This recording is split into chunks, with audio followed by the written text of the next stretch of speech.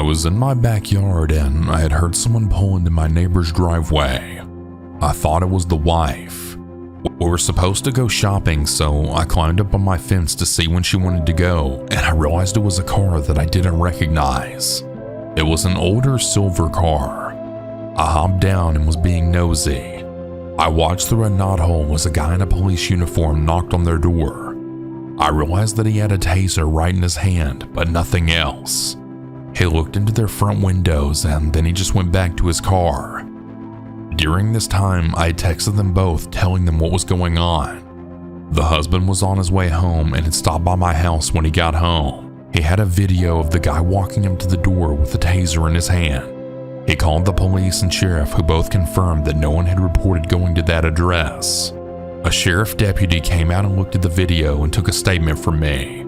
He said even if it was an officer serving papers that they wouldn't do that in an unmarked car, and that none of the local law enforcement cars matched that description. The neighbors thought that maybe their adult son had a warrant or something. But again, law enforcement wouldn't show up in an unmarked vehicle for that in my area.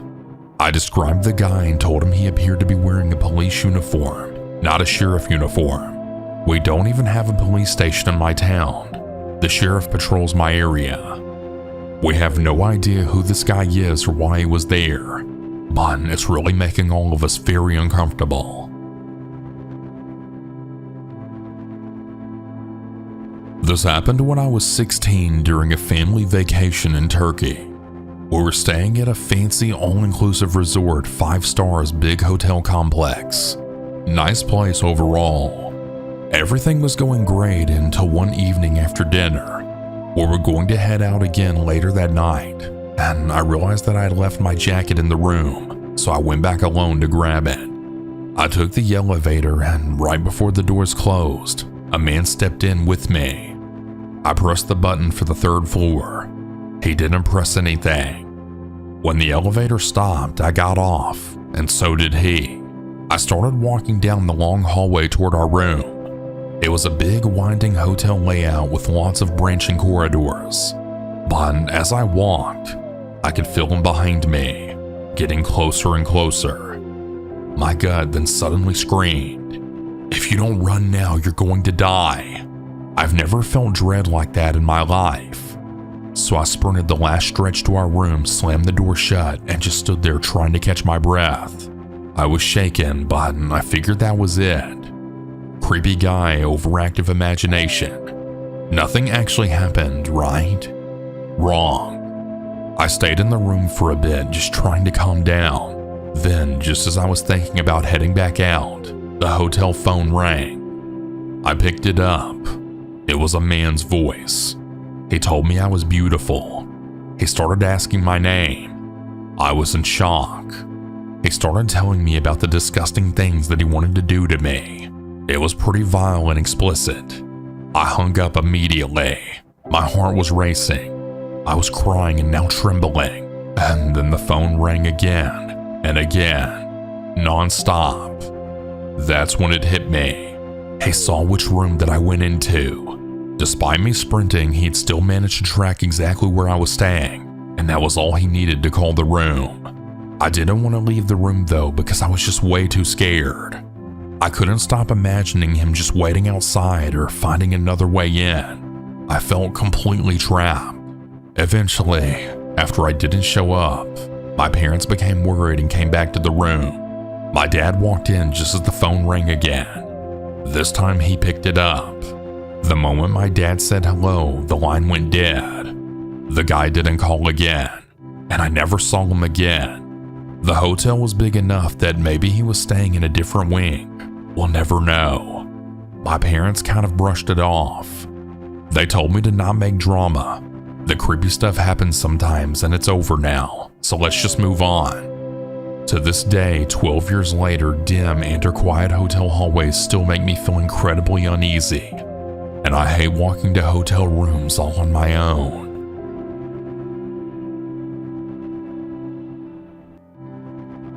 I'm a 19-year-old female from the UK. However, this incident happened to me when I was 16. At the time, I was in 6th form studying a course I didn't particularly enjoy. Because of this, I would usually skip at least one day every 2 weeks.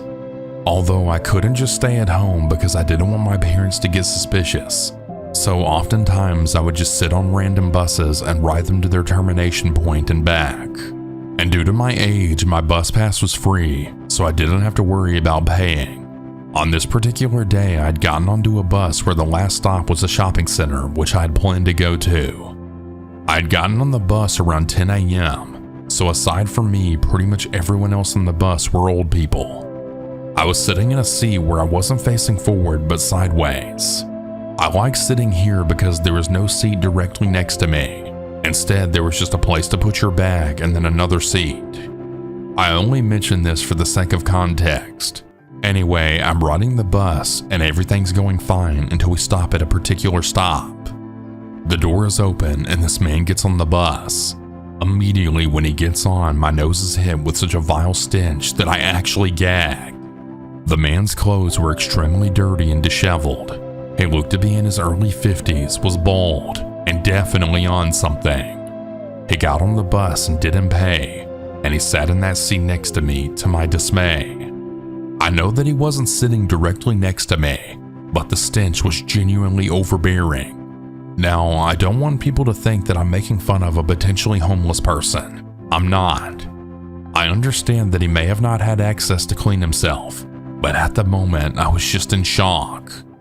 As the bus began to move, the man pulled out a bottle of Jack Daniels from his backpack and started gulping it down. I looked at him for a second before turning away, but apparently he noticed me, because after he finished, he then asked, "What? You want some?" And he offered me the bottle. I just quickly said no thank you and just stared straight ahead. "Come on, have some," he said again while bringing the bottle close to me. I quickly said no thank you again and stated I was underage. And this weirdo actually says, "Oh, come on, I won't tell anyone." But I just ignored him now. Keep in mind there's other people on the bus who are seeing what's happening, but no one's even trying to help me. Now, you might be thinking, why didn't you just sit somewhere else? Firstly, there were no other empty seats. And secondly, I was scared that if I moved, he would do something. So I stayed put. Eventually, he stopped asking me and began muttering to himself incoherently. The bus kept going on as this man just kept muttering to himself about so many different things and taking swigs from his bottle. I was so uncomfortable. I felt trapped even though I literally wasn't. My anxiety was through the roof. After what felt like hours, we finally reached the shopping center. As the bus stopped and the doors opened, I quickly got up. But before I could go anywhere, I felt the man grab onto my hand. As I processed the situation, I then yelled at him to let me go. I tried to pull away, but he had such a strong grip on me. He wasn't even saying anything, just gripping onto my hand and staring intently at me. By this time, all of the passengers had gotten off, although some were watching from outside the bus.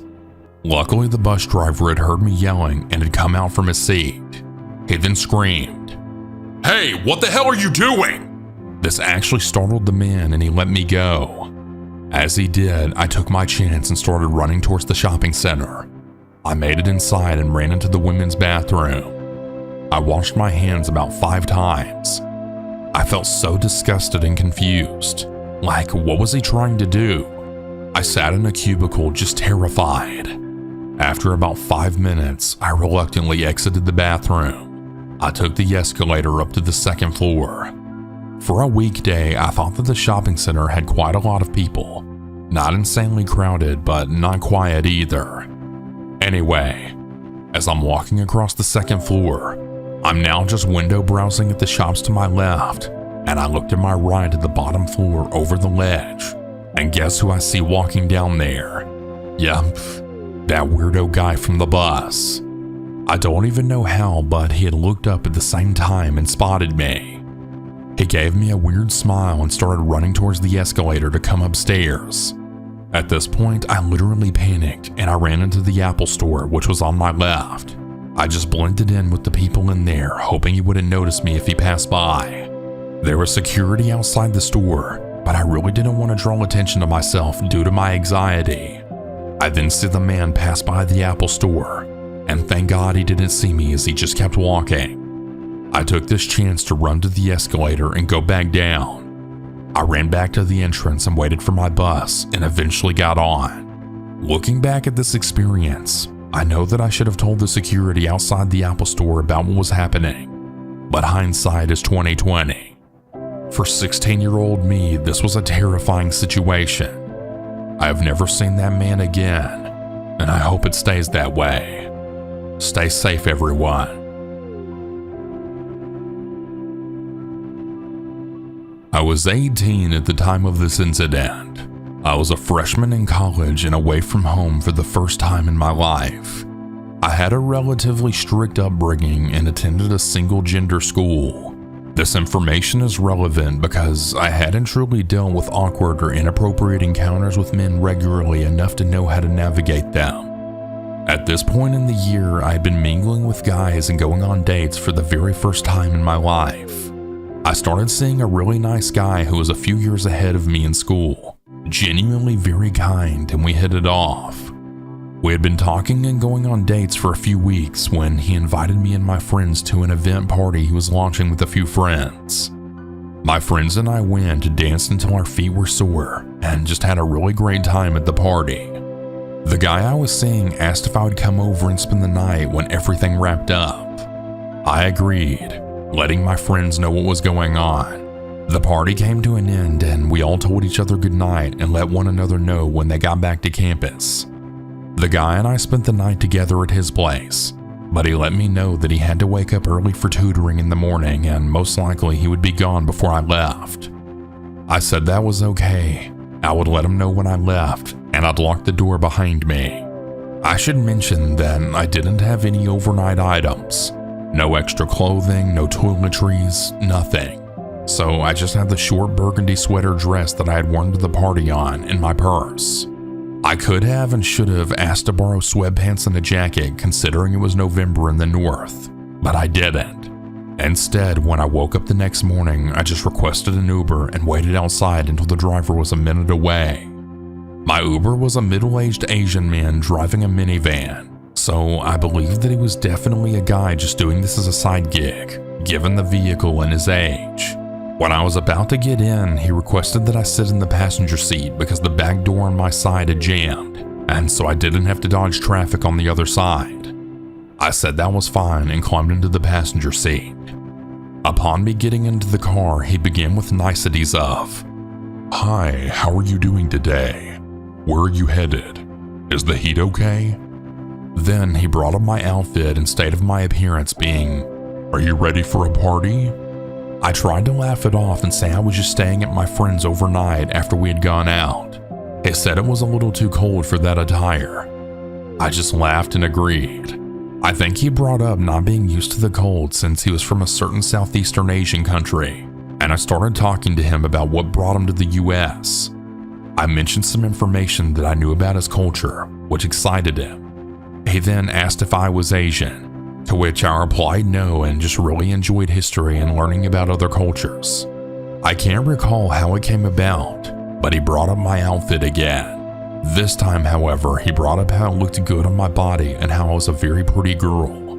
As you can imagine, I started getting really uncomfortable by this and not really knowing what to say. I just said thank you and just tried to focus on how much time remained until I got back to campus. It felt like it took forever.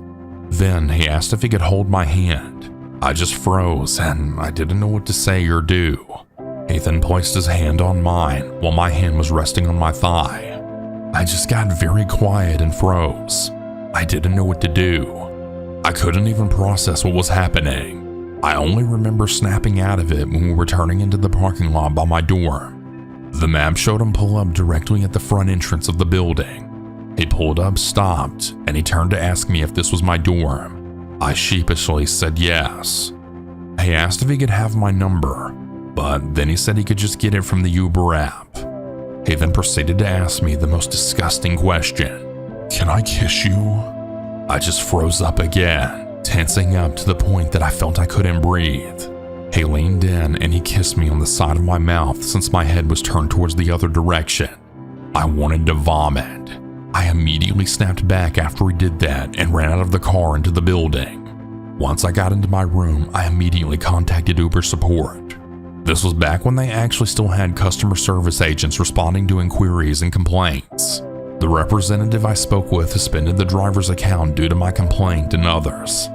I should have pressed for more information about the other complaints, but I just wanted to be done with this. Uber also credited me my ride and gave me a few free rides as well. I'm not sure what happened to the Uber driver after that. He didn't contact me or appear on my campus afterwards. This encounter was one of various traumatic events in my life. I blamed myself, thinking that I should have worn something different, then maybe he wouldn't have felt provoked to do that to me. But I've realized that predators will just take advantage of you regardless of what you're wearing, since it's about how vulnerable you are, not your outfit. This experience, including others, made me incredibly vigilant about my safety and how to defend myself from predators. However, I wish that I never had to experience that to learn how to.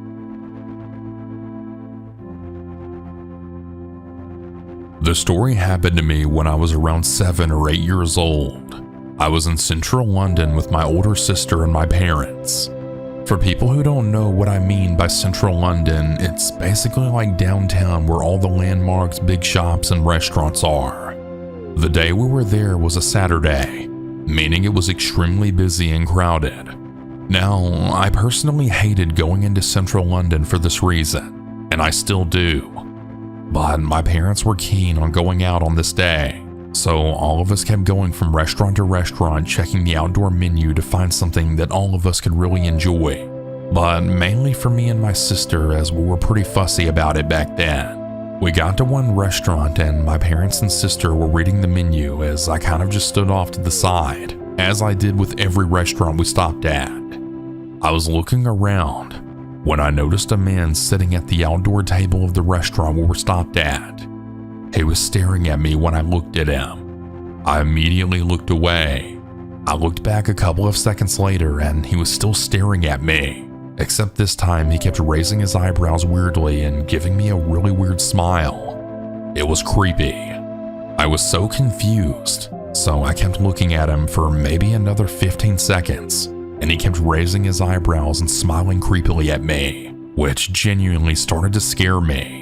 Eventually, I stopped looking to look at my family again, but I realized they weren't even next to the menu anymore. I started to freak out as I looked around, but I couldn't see them. This kind of induced a mini panic attack in me, as I had been lost in a theme park by myself not too long before. I looked back to the man and he was again raising his eyebrows and smiling creepily, but this time he stood up and started to walk towards me. I immediately turned right and ran. And by some miracle, I found my family.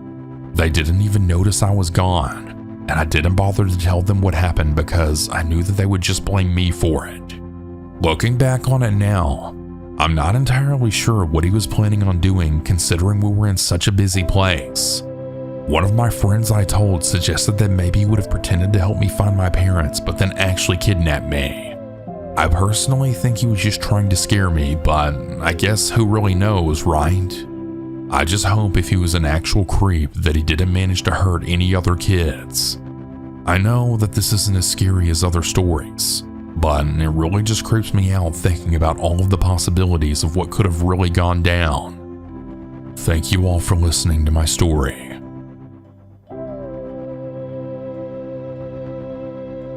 This is pretty tame compared to some of the other stories I've seen around here, but it's been on my mind recently. Back in 2015 or 16, I was working for a startup in San Francisco and living in Berkeley when I had a weird encounter at a corner store. I'm from New York and I drove my car across the country to have with me. It still had my New York plates on it. I stopped after work one day at a corner store to grab some Arizona green teas because I'm addicted. And when I parked, a black van pulled up and parked behind me. It was the exact kind of van you'd stereotype with creeps. I went in and grabbed some snacks and the teas, and this older white guy approached me. He says that he saw my New York plates and was just really curious about what brought me out here. I didn't really share much besides just work. He then asked if I had family in the area, which set off my alarms. I had a couple of formative experiences as a kid that makes me incredibly suspicious of men, and well, I'm generally hypervigilant by nature. I remember just getting out of the interaction as quickly as possible and going to the counter. I specifically remember telling the clerk, if the cops come around asking about my murder, it was that guy. I'm 6'3" and was probably about 315 pounds at the time. So I'm not exactly common prey for serial killer types. But this guy set off that instinct in me, and I left. I got in my car and drove away, only to notice that he had left the store almost immediately after me. I don't think he even bought anything also, and he started following me. The van was very distinct, and my guard was already up. And as I mentioned, I'm hypervigilant by nature, so I noticed this creep right behind me. I started to think that this dude was genuinely trying to follow me home to see where I lived, so I took a random left and he also took the left. I then took another left. He took the left as well. I took another left again, and once again he did the same thing. Finally, I completed the square around the block, and I think he got the hint that I was on to him, and he actually stopped following me now. I drove in the opposite direction and just kept driving until sundown before I went home. I even asked my landlord to swap parking spots with me so I could park off the street and out of sight. I probably should have reported suspicious behavior, but instead I just got super baked with my roommates and slept with a hammer close by. Maybe I was just being paranoid, but I've never gotten that prey kind of feeling that I got, and it still bubbles up in my memories from time to time. But yeah, if someone gives you chills, I think it's better to be paranoid and safe than sorry. Always keep your head on a swivel out there.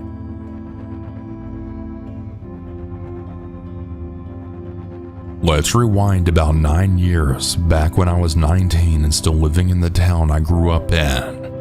It wasn't the worst place in the world, but it had its share of problems. Good neighbors, sure, but some rougher parts too.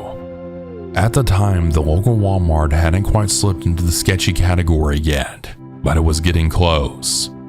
You could feel it, even if you couldn't explain it. It was a typical summer night, humid, quiet, probably around 11 p.m. Walmart was still open 24 hours back then. My buddy, we'll call him Jay, and I were sitting in my car in the middle of the lot, surrounded by other parked cars, just hanging out and listening to The Human Condition by John Bellion, talking about life, women, dreams, the kind of stuff 19-year-old guys talk about when they're convinced they've got the world halfway figured out. That's when I noticed her. A woman, mid-40s maybe, walking slowly toward the car. Nothing alarming at first. I assumed that she was heading to her own vehicle, but she wasn't. She stopped right in my passenger window, leaned down and tapped. 3 taps exactly. "Please help me," she said, her voice shaky. "I need your help." I cracked the window just enough to hear her over the music. Jay leaned in. "What?" he asked. "My car. It broke down," she said. "It's over there. I need help." We looked where she pointed, around the dark side of the building near the edge of the lot, barely lit, shadows swallowing everything. I could see the vehicle she was talking about. A van. You know the exact van I'm talking about. Windowless white rusted pedo van with the side doors. Everything the stranger danger PSAs always told you to avoid as a child. Still, we were 19, slightly into cars, definitely into the idea of being helpful. "Where exactly is your car?" I asked again, cautiously. She gestured again. "Just over there, please." I hesitated. "Okay, you start walking over. We'll follow you in the car." I went to lock the doors just in case, but she moved faster. In one fluid motion, she yanked back the door handle and pulled it open. "No," she said, climbing into the back seat. "Drive over." Jay and I froze. Can you get out of the car?" I asked. "Yeah," Jay added more firmly. Get out of the car. But she didn't move. No, I need you to drive me. There are guys over there. They're creeping me out. Just drive me to the van. Please, I need you to drive me there. Now please. Her voice was urgent, but something about it was just off. Too desperate. Too rehearsed. I slid my hand down beside the seat where I kept a small breaker bar. My heart was pounding. I'm gonna ask you one more time, I said, my voice low. Get out of the car. And then she snapped. I'm not getting out of this car. You said you'd help me. I need you to drive me to the car, please. You promised. Drive over there now. I looked at Jay. His face was pale. I knew that she wasn't leaving without a scene, or worse. So I did the only thing I could think of. I put the car in reverse and drove straight into the front entrance of Walmart. People were still going in and out. Bright lights, cameras, safety. She leaned forward.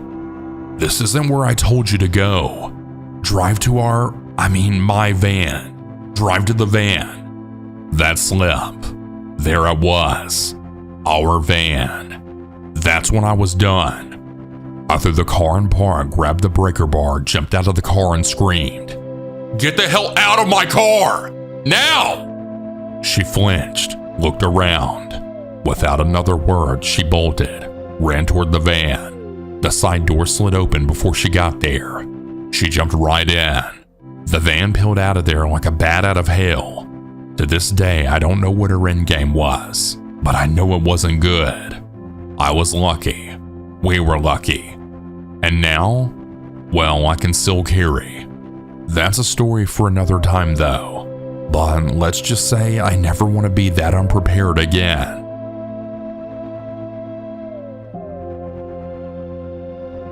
I live outside of the United States. About 15 years ago, I went to visit my family in the US for a family reunion, so we had to find accommodation for everyone. I stayed with my grandmother while others found alternative places to stay. A man who lived close to my grandmother offered to let my brother and his wife stay with him. He had a 3-bedroom house and he lived alone, so he said he would be happy to let them stay in a spare bedroom for free. They happily agreed. I went with them to see what the place was like. My grandmother lived way up in the mountains, kind of in the middle of nowhere, and so did this man who was also a long-haul trucker. When we pulled up in front of his house, we all talked about how beautiful it was. I wanted to stay there too, and we wondered if he would let me stay in one of his other rooms. That all changed when we entered the house though. While the place was lovely and clean, there was a horrible stench. It stank of rotting meat and solvents with a touch of air freshener. We could not get away from that smell. The room that they would be staying in was accessed through a sliding glass door. The view was amazing. The smell was not, nor was the long door that led to the rest of the house. There were 2 sturdy locks on the door, a deadbolt and a padlock. It was a bit disconcerting to note that they were there to lock something or someone in addition to keeping people out. When my brother asked about the locks on the door, the LHT just said, I have cats. I don't like them to get out. There are mountain lions and opossums and eagles around here. My brother later told me that he thought about joking, how big are your cats?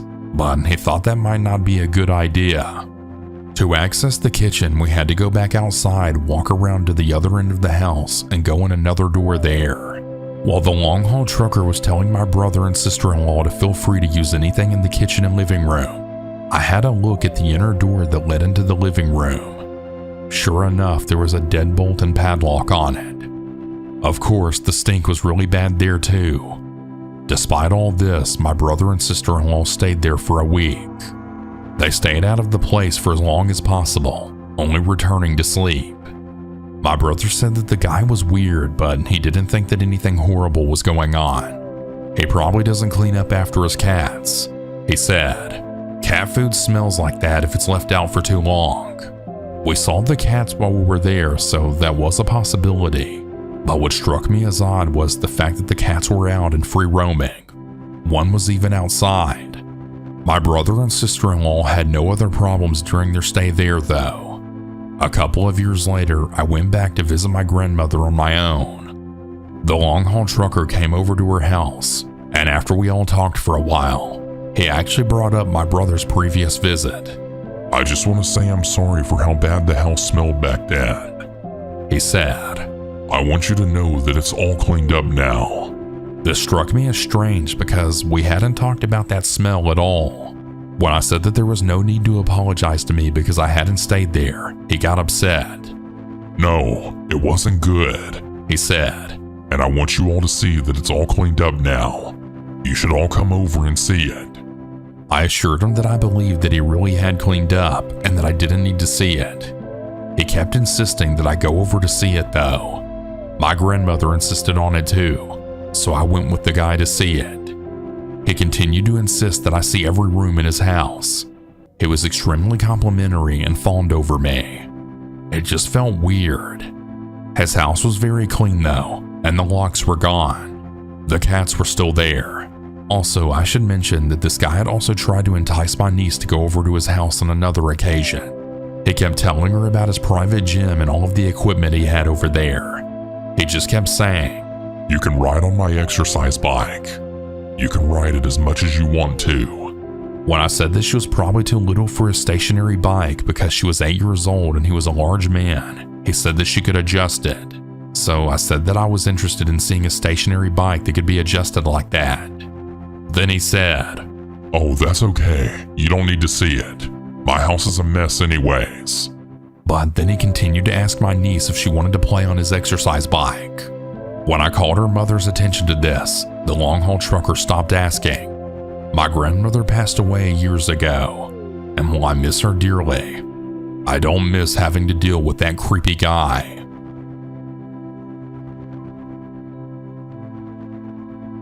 I am an alcoholic and I have been sober for 9 years. That is without a doubt my proudest accomplishment. I started getting help during my sophomore year of high school. Looking back, I'm so grateful for the timing. If I had hit rock bottom later, things would have only gotten worse. My parents actually transferred me to a different school so I could start fresh and meet new people.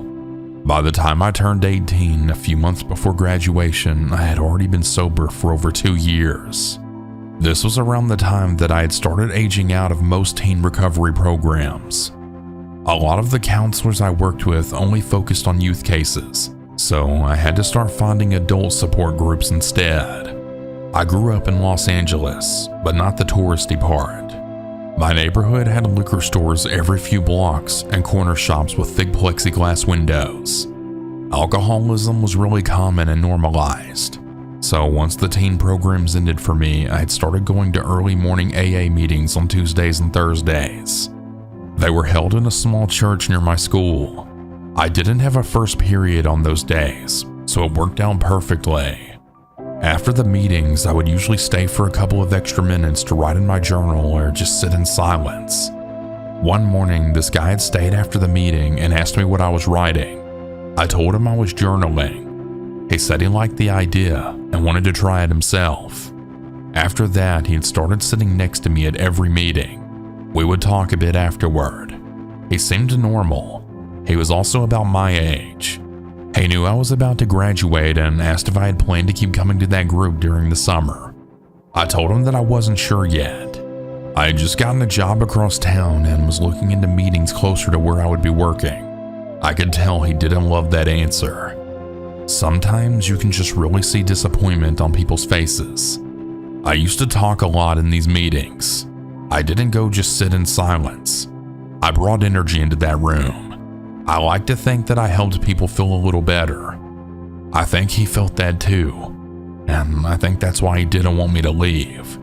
People have told me that I talk too much, so maybe I'm just flattering myself and everyone else just wanted me to be quiet, but I'd like to think that I was making a difference.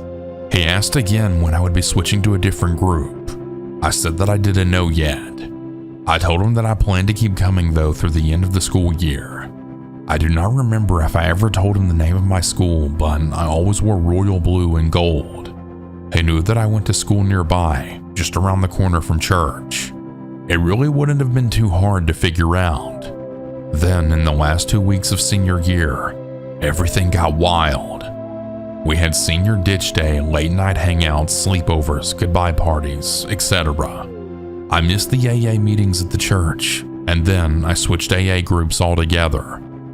At graduation, everything was great, but that guy showed up. It was so off. He didn't know me like that. I had never invited him. We were not close, but there he was, smiling at me from the back like it was completely normal. He came over afterward and said that he brought a gift. It was a box of chocolates and a note about how much he would miss me. He said that I should drop by the meetings again sometime. I uncomfortably just said something like, "Thank you," but I never went back. That whole situation was just way too weird. I didn't want to see him again. But then he showed up at my new job. I was working at the cosmetics counter in a big department store. The cosmetics department usually had its own cash register. The first time he walked by, I noticed him. Then he came back again the next day. And then the day after that. He never spoke or asked for help. He just wandered around near my station looking over at me like it was no big deal. He didn't even try to be subtle. Eventually, I told one of my coworkers, the type of woman who does not play around with stuff like this. She walked right up to him and asked what he thought he was doing. She called him out in front of everybody. She said that she knew exactly why he was there and that it was really creepy and toxic. A few shoppers turned around to see what was going on. His face turned red and he walked away without saying anything. We told our manager afterward. The manager was glad we spoke up but reminded us to let her know right away next time. There was no next time though, since he never came back. I haven't seen him since. Hopefully he just got bored and moved on. I really don't care to find out what he wanted though.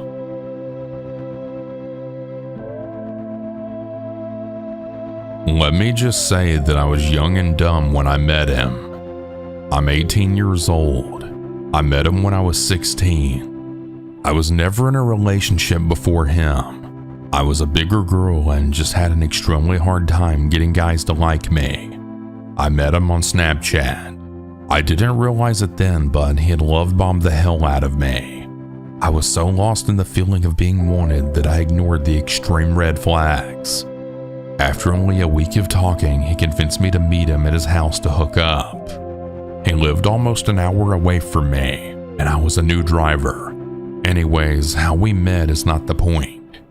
He showed extreme signs of being a narcissist, and even admitted to me that he believes himself to be a sociopath. But I never let the red flags keep me from leaving him. He was possessive over me, and he manipulated me into believing that he was the only one there for me, made me cut off my friends, and even made me distance myself from my family. He cheated on me so many times. I caught him 3 times. He admitted to me that out of the 18 months we were together, he was faithful for 3, which is totally bullcrap. He cheated on me the entire time. I have evidence of this. But in the end, he kept lying to save his own ass. I have extreme abandonment issues due to my father. My abandonment issues aren't only about me. I have a deep fear of abandoning people who need someone. I thought he needed me. He was going into the Marines. His ship date was late June of 2024. A few days before he shipped off, I proposed to him. I know, I'm freaking stupid. Don't get me started on how much I hate myself in this situation. But if you've ever been emotionally and psychologically abused, you can understand that you simply cannot think about yourself and your safety. You think about what is best for your abuser so that they are happy, so that they don't have a reason to abuse you. We made it through boot camp. We sent letters all 13 weeks. It felt so magical to know someone loved me enough to stay true to our relationship through something as difficult as a long-distance military relationship. I loved him so much, I saved money to drive down to California to see him graduate. It was amazing, and what I thought were the best days of my life. He was still quiet and reserved. He always was. I never saw a problem with it because he was his true self when he was with me. When he came home from California, he lived with me. He had a bad relationship with his parents, and he made me believe that he had nowhere else to go. This was my own mistake, because once he moved in, I was truly trapped. He did RA late August, late October. He shipped back off to California for his schooling, and so started our long distance again. One morning in March of this year, I woke up and checked my phone. If you've ever been cheated on and stayed, you just become paranoid. He had 2 Instagram accounts, one of which he actually blocked me on. I created another Instagram account just to watch his followers and his posts. He had started following more and more women. On that day, he had posted on his main account a story that was hidden from me. He posted a joke about cheating on your dumb girlfriend. You don't joke about crap that you've done. So again, I sent him a message explaining just how unfreaking funny it was and how he knows how much that crap traumatized me. Afterwards I was done, I had messaged the girls he followed on his other account and learned that he was on dating apps. After that, it was the end of us. There were 3 days of us communicating. On April 22nd, I took his belongings to his parents' house and I blocked him. I told him to never contact me again. Everything was silent for a few weeks. I was healing. This man abused me for almost 2 years. He made me believe so many nasty things about myself and my family. I would go into more details, but at this point, this crap is a novel. One late night in April, I got a text on my phone. Package arrived. I was confused and responded with a question mark. The number told me that there was something on my porch. When I opened my door, there was a notebook sitting there. Mind you, it was 11 p.m. at night, so I'm freaked the hell out at this point. Front to back, this notebook was filled with letters from my ex. I refused to read it. He had gotten out of the Marines on an other than honorable discharge, and he moved to the city next to mine. He hated my town and how desolate it was. He moved 20 minutes away from me just so he could be close. He could have moved anywhere, but he moved to a town that he hated just to be close to me. Also, he doesn't have a car, so he rode his bike 13 miles just to drop this on my porch. I gave the notebook to my parents and messaged the number back to never contact me again and to never come near my house or else I'd be calling the authorities. I blocked the number. That night, I slept in my parents' bedroom. I cried so much. At 1:30 a.m., I got another message on my phone from a different number than before saying, "Can you honestly tell me you've enjoyed this past month?" It took this psycho 3 hours to have a new number and start texting me again. I sent a very long nasty message describing just how great my life was without him, and again told him not to contact me. I had to change my number, my garage code, and my front door code. A few weeks later, I got 3 more letters in the mail from him, all very possessive and nasty. One was a suicide note, describing exactly how and why he killed himself. I called his city's dispatch and sent a wellness check. He was alive. He told the officer that he was just upset. I had done a lot to try and get him into some sort of mental care. He refused time and time again. I told the officer to tell him directly that if he contacted me again in any way that I'd be filing for stalking and a harassment report. Lo and behold, a week or so later, I get a message on Facebook from a very, very fake account. All of its posts and information were clear indicators that it was him. Unfortunately, I had to read that notebook that he left on my porch. And holy freaking crap, when I say that he's crazy, he really is freaking crazy. In the notebook, he admitted to lying to me about attempting suicide, lied to me about being hospitalized, and he lied to me about going into psych. He said it was better for me to just believe us breaking up made him suicidal. He also admitted to a lot of illegal activity, and that he cheated on every single girl he was with. The whole notebook traumatized me even more. I went to the police station and filed a report. 2 days after I filed the report, I got more letters in the mail from him. One where he admitted watching me from a hill outside of my house, and the other was him trying to return our engagement rings that I left with his belongings. He told me that it was smart to change my phone number, but that I couldn't change my address, so he would just keep sending me letters until he won me over again. The last 2 letters were sent from a different state, which means that he moved away. I'm very happy that I don't have to worry about my physical safety anymore, but every week I get more and more letters. He's obsessed with me, and I simply don't understand why. He cheated on me because some part of his messed up brain wasn't satisfied with me, and now that he's without me, he's literally going freaking crazy.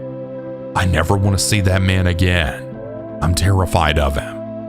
I still look over my shoulder thinking he'll be there even though he moved. Every time I get a call or text from a random number, I think it's him and I start panicking, and that's with me even changing my number. I have nightmares of him. He mentally messed me up so bad, and I can only realize that now that he's gone. I hope he stops sending me letters, or that he goes to jail. This will happen to another girl if he's not punished. I want justice for myself, but I also want to protect that future girl. I truly freaking hate him, and I wish the worst for him.